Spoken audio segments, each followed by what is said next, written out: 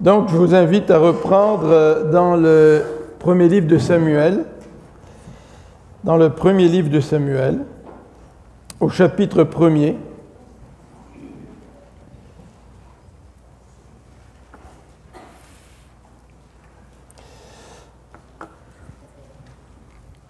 Je ne sais pas si ça vous est arrivé dans la vie de prier Dieu avec intensité, avec ferveur,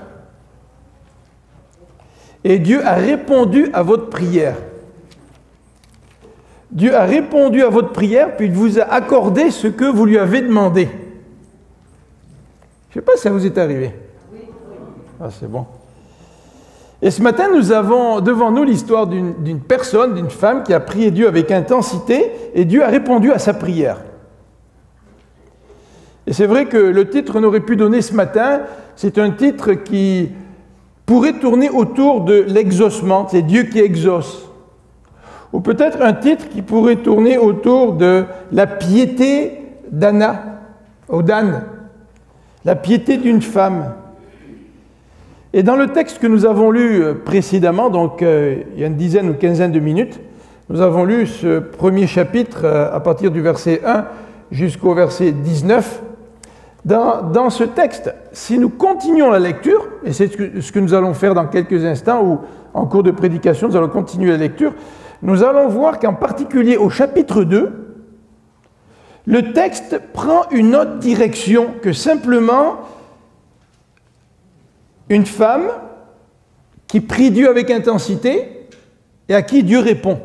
Le chapitre 2 nous amène un peu plus loin. Et ce matin, j'aimerais que nous puissions, nous aussi, aller un petit peu plus loin que seulement s'arrêter à l'intercession et à l'exaucement. Et le chapitre 2 nous amène plus loin. Et c'est la raison pour laquelle, dans cette prière d'Anne, c'est la raison pour laquelle, à partir de cette prière d'Anne, le titre que j'ai donné ce matin à notre prédication, c'est celui-ci, « Au-delà de l'exaucement ». Au-delà de l'exaucement. Qu'il y a-t-il au-delà de l'exaucement? En fait, on demande quelque chose à Dieu, avec intensité, avec ferveur. Dieu nous le donne. Et qu'est-ce qui se passe? Bien, Dieu nous l'a donné. Dieu est fin. Dieu est gentil. Dieu est bon envers nous.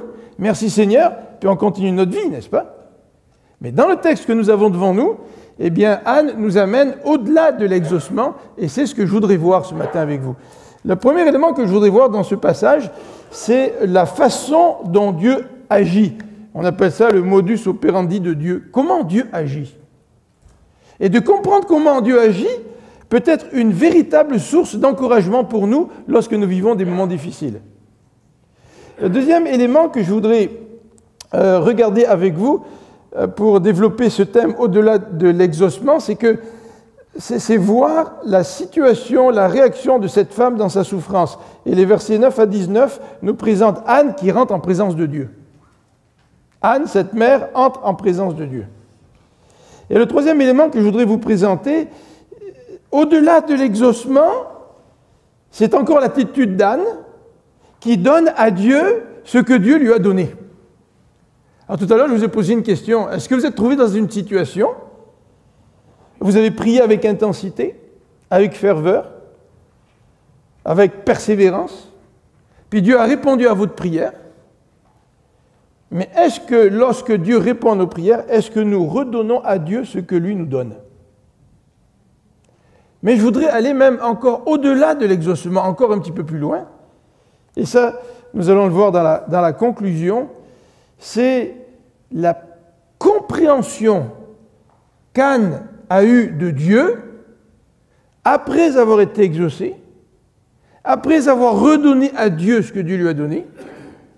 Anne a eu une compréhension de l'œuvre de Dieu qui dépasse parfois nos propres expériences lorsque Dieu répond à nos prières. Alors c'est un petit peu la direction dans laquelle je voudrais aller ce matin avec vous. Premièrement, de regarder le modus operandi de Dieu, c'est-à-dire comment Dieu se plaît-il à travailler. Vous savez, aujourd'hui, on dit, dans nos milieux évangéliques, il faut qu'on entre dans l'œuvre de Dieu. Alors on va regarder où est-ce que Dieu travaille, puis nous, on va rentrer dans le travail de Dieu, n'est-ce pas? Ça a du bon sens au premier abord. Le seul problème, c'est que notre définition de l'action de Dieu est peut-être un peu boiteuse, parce que nous décrivons l'action de Dieu en termes de succès humain. Et là, nous regardons autour de nous, puis nous disons, oh, dans ce coin-là, ça marche. Donc je vais rentrer dans ce qui marche. Bah, si je considère mes propres intérêts, évidemment, c'est avantageux d'entrer là où ça marche. Mais quand on regarde la manière dont Dieu agit, la plupart du temps, Dieu agit dans des situations désespérées. Qui d'entre nous voudrait rentrer dans le plan de Dieu, ou dans l'œuvre de Dieu, ou dans le mode d'action de Dieu quand la situation est désespérée? Vous savez qu'est-ce qu'on fait quand la situation est désespérée? On fait comme le capitaine de ce bateau de croisière qui a échoué en Italie, on quitte le bateau le premier. Et pourtant, Dieu se plaît à travailler dans des situations impossibles. Et dans ce passage, nous sommes en présence d'une situation impossible. C'est celle de la stérilité d'une femme. Verset 5, 1 Samuel, verset 5. Elkana, lors de l'offrande, il venait chaque année adorer Dieu, il donnait à Anne une double portion, car il aimait Anne que l'Éternel avait rendue stérile. La stérilité, c'est un thème dans la Bible qui fait ressortir des situations impossibles. Regardez dans la Genèse, l'exemple des patriarches. Dieu promet à Abraham qu'il aura une descendance. Il lui donne un pays. Il va lui donner une descendance. Et il appelle hors de son pays, dans Genèse chapitre 2, mais Dieu a fait en sorte que Sarah était stérile. Dieu a un plan et Dieu se plaît à accomplir son plan à travers des situations qui sont impossibles. Sarah était stérile. Et la Bible nous dit que Sarah et Abraham étaient très âgés, ils n'avaient pas encore d'enfants. Ils ont attendu des années dans une situation qui semblait bloquée, dans une situation dans laquelle personne ne voudrait être. Mais Dieu se plaît à travailler dans des situations impossibles. C'est un peu la même situation avec Rebecca. Vous vous rappelez les deux femmes? Rebecca était stérile, et Dieu a permis que Rebecca ait un fils. Et ce fils, n'est-ce pas, a été celui qui a été utilisé pour développer le plan de Dieu. Vous avez aussi les femmes de Jacob, Léa et Rachel. Vous vous rappelez, Rachel qui n'avait pas d'enfant. Et c'est à travers Rachel, qui était stérile, que Dieu a manifesté toute sa grandeur et qu'il a permis à cette femme d'avoir un fils qui s'appelait Joseph et que Dieu a puissamment utilisé dans son plan pour pouvoir sauver son peuple ou son clan, si vous voulez, de la famine. Et vous connaissez le reste de l'histoire, n'est-ce pas? Le peuple de Dieu est en Israël, esclave pendant 430 ans, une situation encore impossible. Seigneur, je veux agir là où tu travailles. Ton peuple est esclave en Égypte, moi je n'y vais pas, parce que l'esclavage est une situation désespérante. Regardez dans les Juges, l'histoire de Samson, dont la mère était stérile. L'histoire de Samuel, que l'on voit ici, Anne était stérile. Des situations impossibles à vue humaine. Et regardons, sautons à travers les siècles pour arriver un peu avant la naissance de Jésus. La mère de Jean-Baptiste, qui elle aussi n'avait pas d'enfant, et que Dieu a utilisé puissamment dans son plan. À travers toute l'histoire de la Bible, nous nous rendons compte que le processus que Dieu utilise pour faire avancer son royaume, c'est à travers des actions désespérées. Dieu est un Dieu qui transforme les actions désespérées pour pouvoir accomplir son plan. Ici, dans ce passage, le texte ou l'auteur nous décrit la détresse d'Anne. Alors, ce n'est pas une petite détresse. Regardez au verset 6 jusqu'au verset 8. Sa rivale, Pénina, donc Elkana avait deux femmes, Pénina et donc Anne. Le texte ici n'est pas en train de justifier la polygamie. Le texte ici est en train de nous montrer une situation désespérée dans laquelle Dieu va agir. Alors, sa rivale, Pénina, lui prodiguait des mortifications.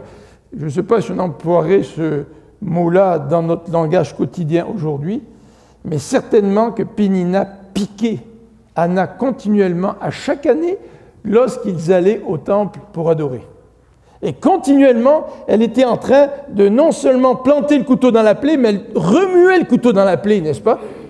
Et pour la porter à s'irriter. Le but de Pénina, c'était de créer l'amertume, la souffrance dans le cœur de cette femme qui ne pouvait pas avoir d'enfant, parce que l'Éternel, nous dit le texte, l'avait rendue stérile.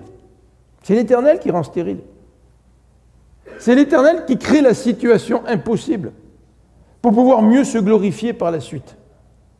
Alors, la détresse d'Anne, c'était évidemment une détresse personnelle. Déjà, cette détresse, elle la vivait constamment. Elle portait ça, ce fardeau de ne pas avoir d'enfant, dans son cœur. Vous savez que socialement, c'était très important d'avoir des enfants, d'avoir des fils, notamment dans le Proche-Orient. Donc c'était une détresse personnelle. Et c'était aussi une détresse provoquée par son entourage, en quelque sorte, par Pénina, qui, elle, avait plein d'enfants, qui se moquait d'elle, celle pour qui semblait être bénie par Dieu, celle qui avait plusieurs enfants. Et au point de vue humain, on pourrait dire que là où Dieu travaille, c'est à travers Pénina, n'est-ce pas?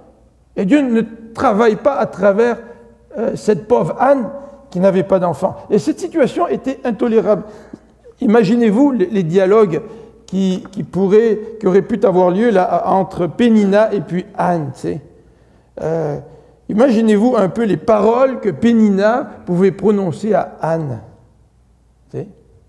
Imaginez-vous la blessure profonde que cette femme pouvait ressentir.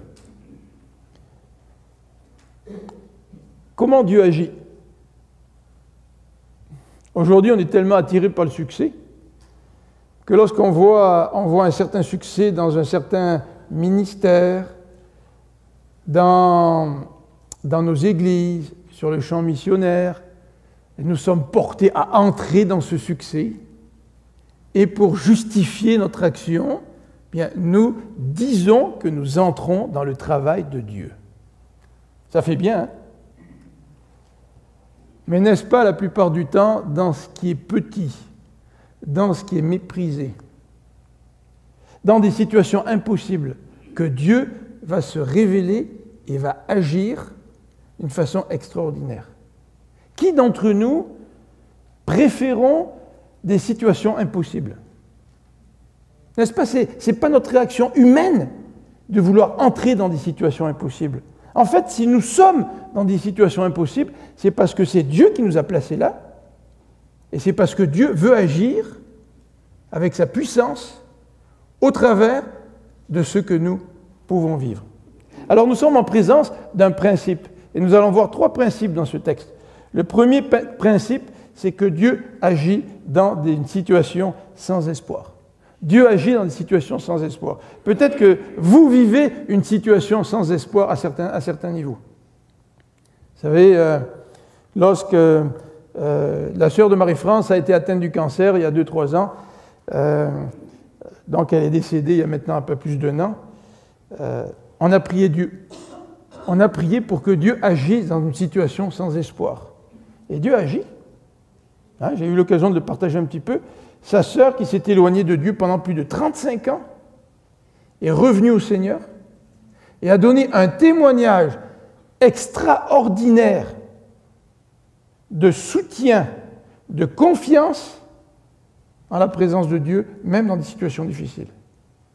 De voir qu'une femme qui revient au Seigneur, qui est en quelque sorte un jeune bébé dans la foi, puisse donner un témoignage aussi puissant que ça, il n'y a que Dieu qui peut prendre ce qui est faible pour l'utiliser pour sa gloire.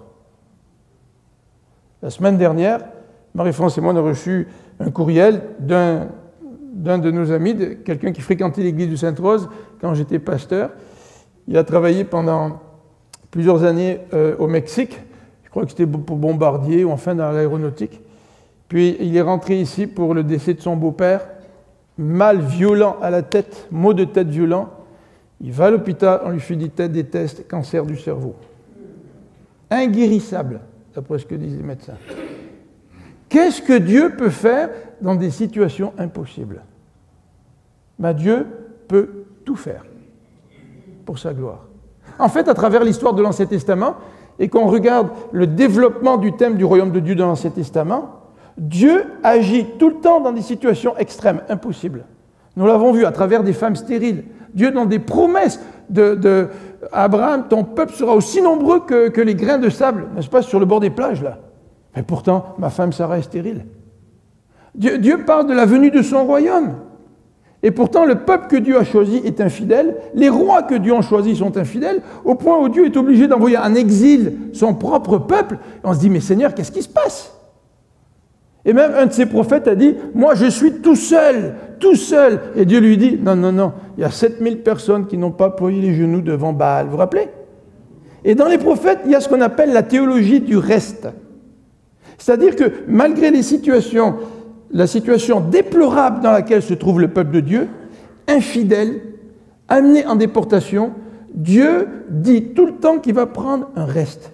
Il va prendre un petit rameau là. Et puis quand tout semble noir, Dieu va faire surgir une pousse qui va grandir et à travers laquelle Dieu va pouvoir développer son propre royaume. Et l'exemple suprême de cela, n'est-ce pas, n'est-il pas celui de Jésus-Christ à la croix? Tout semblait vouer à l'échec. Les 2 disciples d'Emmaüs, ils rentrent chez eux, sont découragés. Ils ont suivi le Christ pendant plusieurs mois, pendant peut-être 2-3 ans, ils rentrent à la maison. C'est fini. Tout espoir est parti. Et pourtant, dans une situation aussi désespérée que ça, l'espoir jaillit de nouveau à travers le Christ qui vient les rencontrer, à travers le Christ ressuscité. Je ne sais pas quelle est la situation de chacun d'entre nous. Peut-être que dans notre vie, dans votre vie, vous vivez des situations désespérées. Peut-être. Mais le principe de ce texte, c'est que Dieu est le Dieu des situations désespérées. Et qu'il est capable de prendre cette situation et de travailler avec puissance à travers cette situation qui provoque ce désespoir. Et j'irai même plus loin, je pense que Dieu travaille davantage dans des situations désespérées que dans des situations à vue humaine où tout va bien. Et si nous voulons connaître le Dieu qui est capable de transformer des situations de désespoir en des situations pour sa gloire, il nous faut accepter quand Dieu permet dans notre vie ces situations désespérées. Et en fait, ce n'est qu'au travers de ces situations désespérées que nous allons connaître Dieu d'une manière inimaginable. Nous allons connaître Dieu comme nous ne l'avons peut-être jamais connu auparavant, parce que tout allait trop bien dans notre vie. Au-delà d'un exaucement, eh bien pour comprendre que ce texte ne parle pas simplement d'exaucement, mais qui va bien plus loin que l'exaucement, il nous faut comprendre comment Dieu agit. Il nous faut comprendre le modus operandi de Dieu. Mais le deuxième élément que je voudrais mentionner aussi, c'est que, évidemment, pour comprendre que Dieu va au-delà de l'exaucement, que Dieu fait une œuvre au-delà de simplement nous exaucer, il nous faut aussi comprendre l'état d'esprit d'Anne, puis sa démarche. Anne, dans cette situation extrêmement difficile, décide d'entrer en présence de Dieu. Et ça, c'est quand même extraordinaire. On a tendance à croire que dans l'Ancien Testament, les gens n'avaient pas un accès à Dieu tel que nous l'avons dans le Nouveau. C'est vrai. Ils n'avaient pas Jésus-Christ, n'est-ce pas? Mais dans l'Ancien Testament, les gens pouvaient entrer dans une communion avec Dieu qui est exemplaire pour nous, chrétiens du Nouveau Testament. Et Anne, ici, en est une illustration.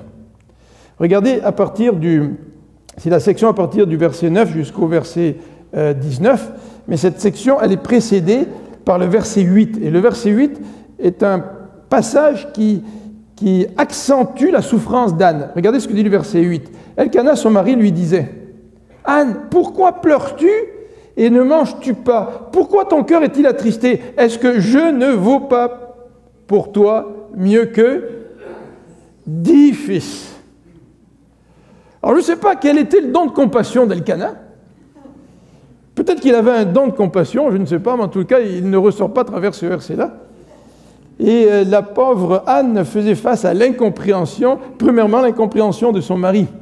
Peut-être que son mari n'a pas eu tout à fait les mots justes pour verbaliser la souffrance de sa femme, Anne. Mais non seulement son mari, mais Anne fait face à l'incompréhension de la part aussi du clergé. En fait, elle arrive au temple, elle se met à prier, Le texte nous dit qu'elle a l'amertume dans l'âme et elle verse des pleurs. En fait, sa prière, ce sont des larmes.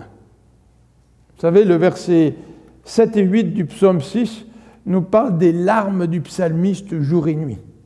Parfois, dans des situations tellement désespérées, nous ne pouvons même pas formuler des paroles pour prier Dieu, et ce sont nos larmes qui constituent notre prière.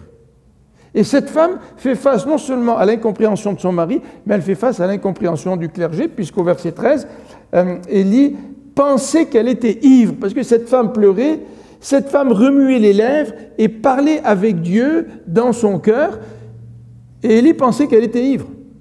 Et lui dit au verset 14, « Jusqu'à quand seras-tu dans l'ivresse ? Fais passer ton vin. » C'est-à-dire, va cuver ton vin, puis tu reviendras prier après. Tu sais.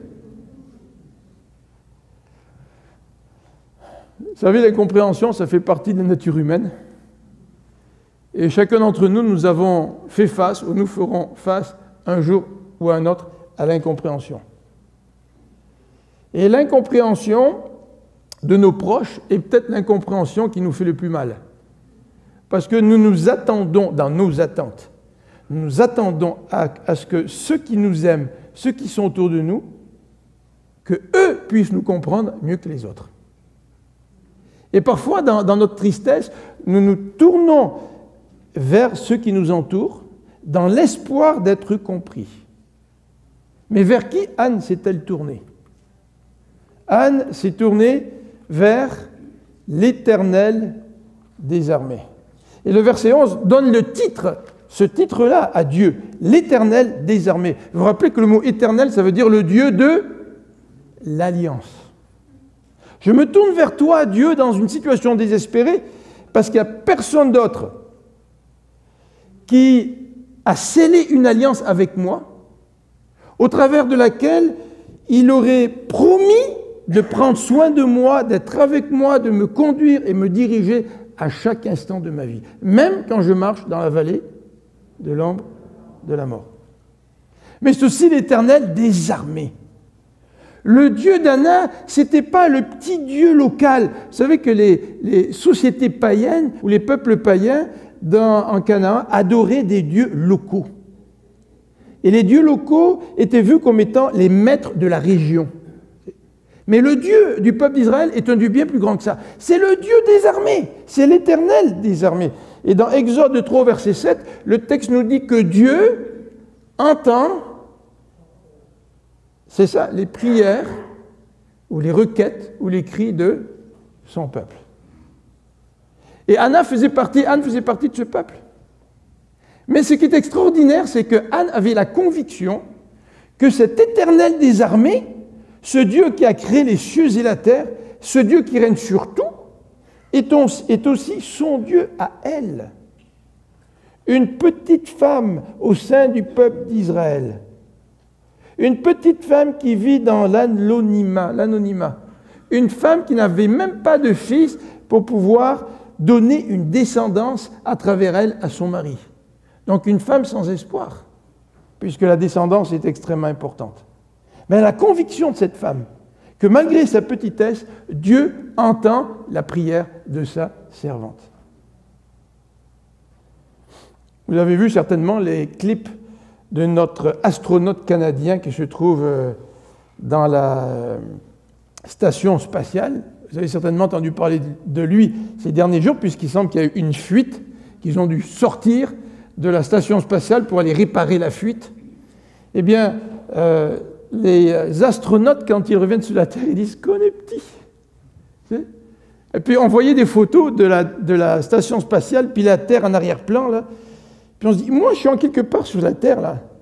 En quelque part, là, plus petit même qu'une fourmi, tu sais. Et pourtant, le Dieu d'Anne, c'est un Dieu qui s'intéresse à l'individu, qui s'intéresse à la petitesse de sa création. Nous sommes extrêmement petits. Nous sommes extrêmement fragiles. Mais Dieu s'intéresse à nous et écoute notre prière. Deuxième principe dans ce texte, avant de passer à l'autre élément. Le deuxième principe, c'est celui de la relation avec Dieu. La relation avec Dieu. Regardez le verset 15 et 16 du chapitre 1er.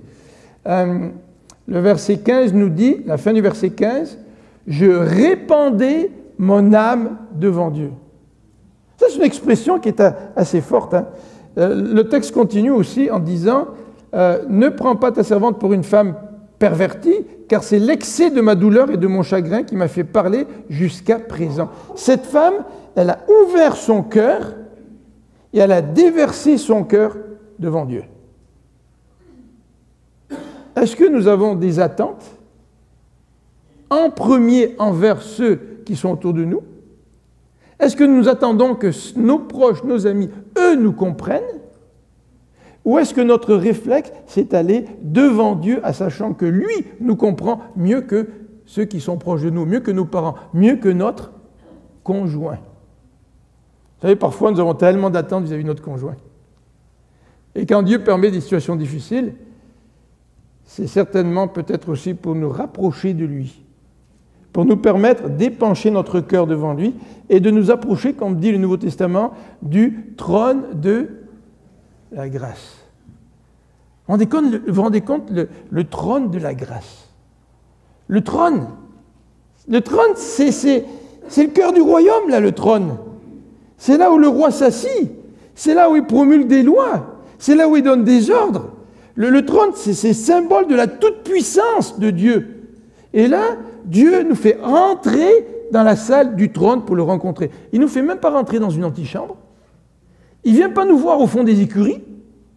Il nous fait rentrer pour venir devant son trône. Approchons-nous du trône de la grâce, nous dit l'Épître aux Hébreux. Quand cette femme s'est approchée de Dieu, regardez ce qui s'est passé dans sa vie, au verset 18. Elle dit « Que ta servante trouve grâce à tes yeux », après la bénédiction que lui a donnée Élie, elle dit ceci « Que ta servante trouve grâce à tes yeux ». Et cette femme s'en alla, elle mangea et son visage ne fut plus le même. Il y a quelque chose qui s'est passé. Il y a un tournant dans la vie de cette femme. Une femme qui était désespérée, une femme qui souffrait, une femme qui était l'objet de la moquerie, une femme qui n'était même pas comprise par son mari, une femme qui n'était pas comprise par le clergé ou par le prophète de Dieu.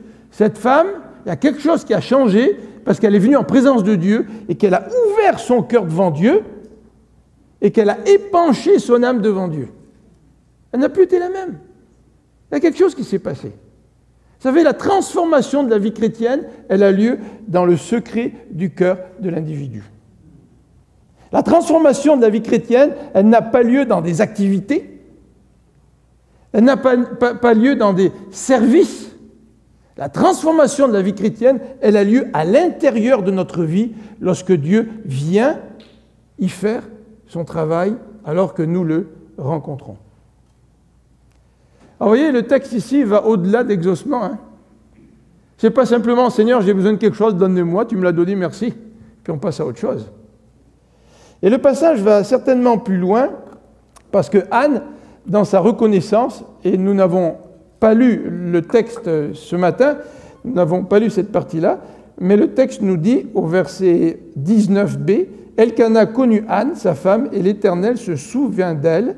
Dans le cours de l'année, Anne devint enceinte, et elle enfanta un fils qu'elle nomma Samuel, car, dit-elle, je l'ai demandé à l'Éternel. » Alors, ce qui est extraordinaire, c'est que ce passage nous donne évidemment la réponse à la prière. Ça, c'est aussi votre expérience, ou mon expérience. En tant qu'enfant de Dieu, nous crions à Dieu, nous prions, puis il répond.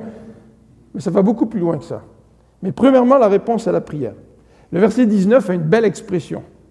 Regardez le verset 19. « L'Éternel se souvient. » Puis l'Éternel n'a pas besoin sur son char céleste d'avoir une plaque d'immatriculation en disant « je me souviens ». Tu sais.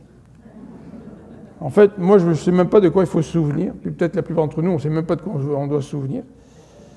Mais le texte ici nous dit là, que l'Éternel se souvient. Ça, c'est extraordinaire.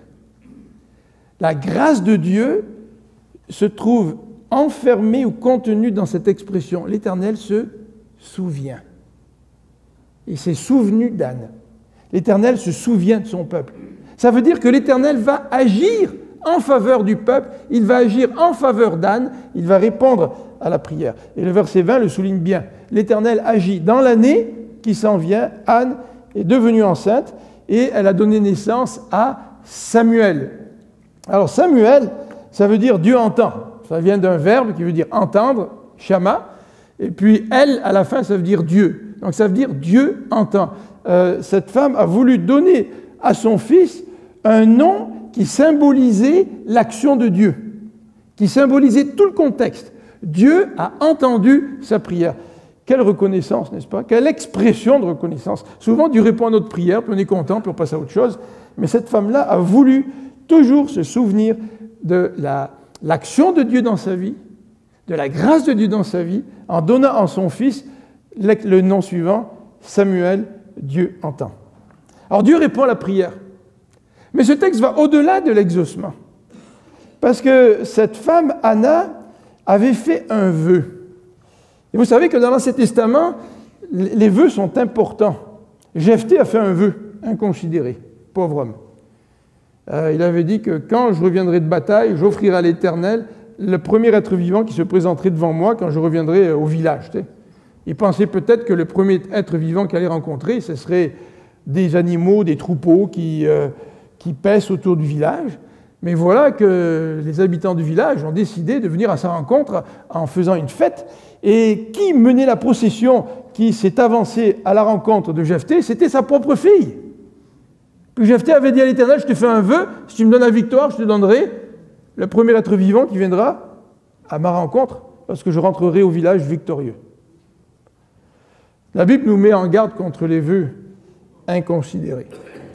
Mais la Bible nous met aussi en garde contre ceux qui font des vœux à Dieu et qui ne les accomplissent pas. Et ici, Anne a voulu accomplir son vœu. Moi, je me souviens, j'avais fait un vœu à Dieu, un vœu qui reflétait mon ignorance. Dans mon témoignage, je dis qu'à un moment donné, lorsqu'avec notre famille, j'avais entre 12 et 15 ans, nous étions partis à la montagne pour faire un petit peu de ski. On part de Monaco, puis en une heure et quart de voiture, on est dans les Basses-Alpes, donc il y a des stations de ski, et on peut aller faire du ski, non pas au mois de décembre, il n'y a pas encore de la neige, mais plutôt au mois de février. Tu sais. Et on était partis, et le chalet dans lequel nous étions était construit sur une propriété où on pouvait jouer au soccer. Hein. Je vous ai déjà raconté ça dans mon témoignage. Puis il n'y avait pas de la neige là, il fallait encore monter plus haut. Puis on avait joué au soccer, puis en jouant au soccer, mon père a eu un accident, et puis il perdait la mémoire. Il a reçu mon genou ici, là. Moi j'étais gardien, puis lui il voulait marquer un but. Il ne faut pas que je laisse mon père marquer un but. Hein. Alors il fonçait vers moi, balle au pied, moi je saute par-dessus lui pour l'éviter, puis en sautant, mon genou accroche un peu son menton ou dans ce coin-là, et puis en reprenant ses esprits, mon père n'enregistrait rien. Alors il nous disait, où sont les amis qui étaient avec nous? Bon, il dit, ben, nos amis sont montés à la station de ski pour aller faire du ski. 2 minutes après, où sont nos amis? C'est vrai que mon père est un peu farceur. Hein? Et puis, à un moment donné, ma mère lui dit, écoute Jacques, là, arrête de dire des bêtises, là. En bon québécois, arrête de faire ton niaiseux, là. Mais au bout de quelques minutes, on s'est rendu compte que c'était sérieux. Il n'enregistrait plus. Alors on l'a amené à l'hôpital très rapidement. Et puis, en rentrant le soir à la maison, moi, je n'étais pas chrétien, j'ai prié Dieu. J'ai dit, Dieu, si tu sauves mon père, je te donne ma vie. C'est fantastique, hein? Moi, là, je décide qu'est-ce que je peux donner à Dieu, là, tu sais, dans ma toute souveraineté, là, je décide de donner ma vie à Dieu. Tu sais. Mais pendant les années qui ont suivi, je vais donner ma vie à Dieu, puis je ne t'ai pas sauvé. Et Dieu m'a fait comprendre que le salut, ce n'est pas moi qui lui donne ma vie. C'est aussi quand lui décide de me sauver. Et quand Dieu sauve, il sauve dans sa souveraineté. Il ne sauve pas parce qu'on fait des pressions sur lui. Il sauve parce qu'il est Dieu souverain et il le fait purement par grâce. Et parfois, on peut faire des vœux inconsidérés. Et dans sa bonté, Dieu ne nous en tient pas toujours compte.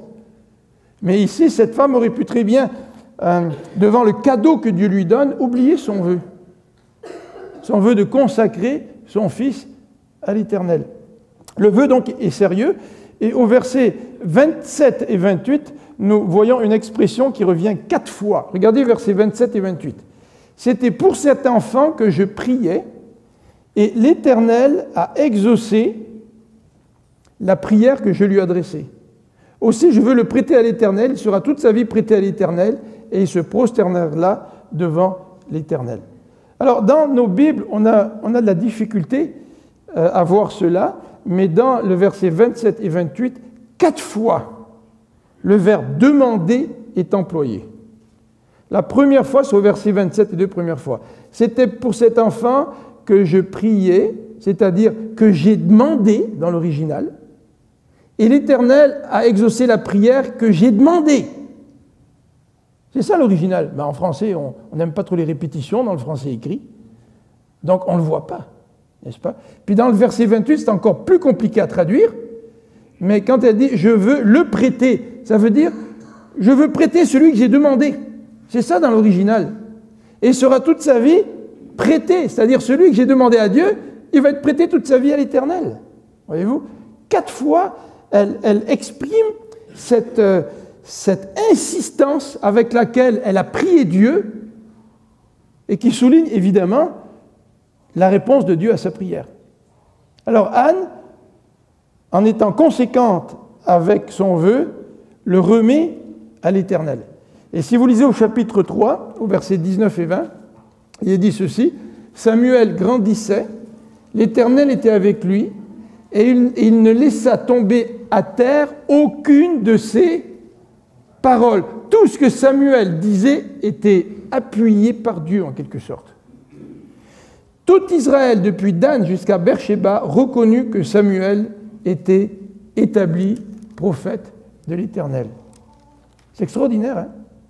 Dans une situation critique de l'histoire du peuple d'Israël, Dieu prend une femme qui est stérile, une situation désespérée, le Dieu du désespoir transforme tout ça pour qu'un homme qui sera son prophète puisse donner du leadership à Israël durant une situation critique qui nous est décrite dans le livre de Samuel. 3e principe. On a regardé 2 principes jusqu'à présent.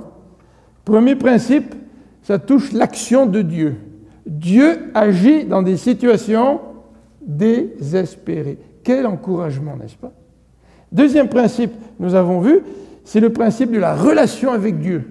Est-ce que je m'approche de lui? Est-ce que je répands mon âme devant lui? 3e principe, c'est le suivant. Est-ce que nous redonnons à Dieu ce que Dieu nous donne? Quel est notre désir? Quel est votre désir pour vos enfants? Nous, on n'était pas dans une situation désespérée comme Anne, Marie-France et moi, puis on a eu 3 enfants. Mais vous savez, notre réaction en tant que parents, souvent, c'est de garder nos enfants près de nous pour pouvoir les aider, en se disant on va pouvoir les influencer. Et souvent, ce sont les parents qui empêchent les enfants de servir Dieu.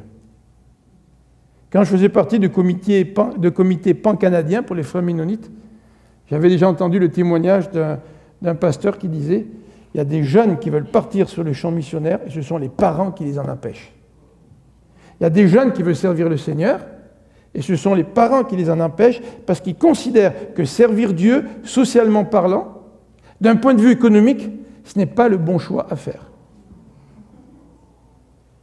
Quel est notre désir pour nos enfants? Est-ce que nous serions prêts à redonner à Dieu ce qu'il nous a donné?